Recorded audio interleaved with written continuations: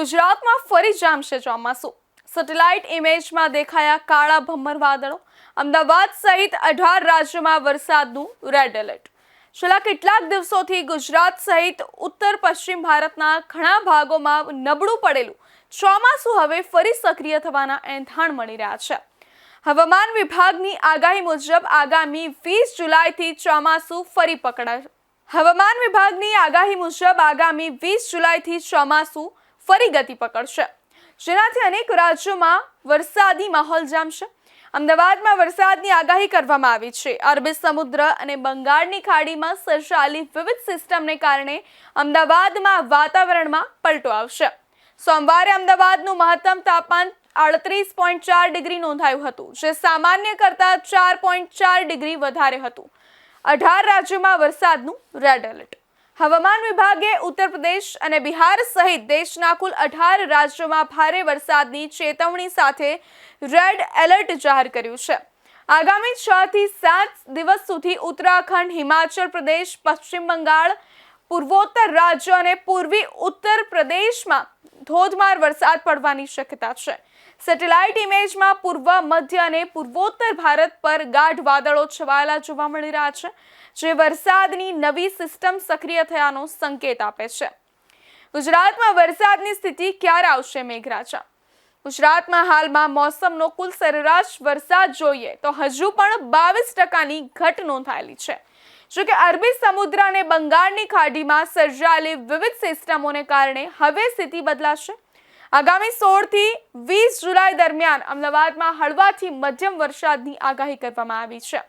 સોમવારે અમદાવાદનું તાપમાન સામાન્ય કરતાં 4.4 ડિગ્રી વધીને 38.4 ડિગ્રી નોંધાયું હતું, પરંતુ આગામી 48 કલાકમાં ભેજ અને વાદળોનું પ્રમાણ વધતા વાતાવરણમાં ઠંડક પ્રસરી શકે છે। દક્ષિણ ગુજરાત અને સૌરાષ્ટ્રના અનેક વિસ્તારોમાં સામાન્ય વરસાદની આગાહી કરવામાં આવી છે। જો બંગાળની ખાડીમાં બનેલી લો પ્રેશર સિસ્ટમ ગુજરાત તરફ આગળ વધશે તો રાજ્યમાં ફરી એકવાર મેઘમહેર જોવા મળશે। માછીમારો માટે ખાસ સૂચના આપવામાં આવી છે। દરિયાઈ વિસ્તારમાં સર્જાયેલી હવામાનની વિવિધ સિસ્ટમોને ધ્યાનમાં રાખીને હવામાન વિભાગે આગામી 2 દિવસ સુધી માછીમારોને દરિયો ન ખેડવાની સલાહ આપી છે।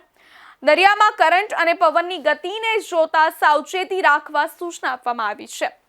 હવામાન નિષ્ણાંતોના મતે આ સક્રિય થયેલી સિસ્ટમ ગુજરાતમાં વરસાદની ઘટ પૂરી કરવા માટે મહત્વની સાબિત થઈ શકે છે। આગામી એક સપ્તાહ ખેડૂતો અને નાગરિકો માટે મહત્વનું રહેશે। સમગ્ર દેશમાં ફરી ચોમાસું જામશે, જેના કારણે ગુજરાત સહિત 18 રાજ્યમાં રેડ એલર્ટ અપાયું છે। 7 દિવસમાં ગુજરાતમાં ફરી ચોમાસું વેગ પકડશે। સેટેલાઇટ ઇમેજમાં ગાઢ વાદળો દેખાય છે। યુપી, બિહાર સહિત 18 રાજ્યોમાં વરસાદનું રેડ એલર્ટ આપી દેવામાં આવ્યું છે। દક્ષિણ ગુજરાત અને સૌરાષ્ટ્રમાં સામાન્ય વરસાદની હવામાન વિભાગની આગાહી કરવામાં આવી છે। 2 દિવસ માછીમારોને દરિયો ન ખેડવાની સૂચના પણ અપાઈ છે।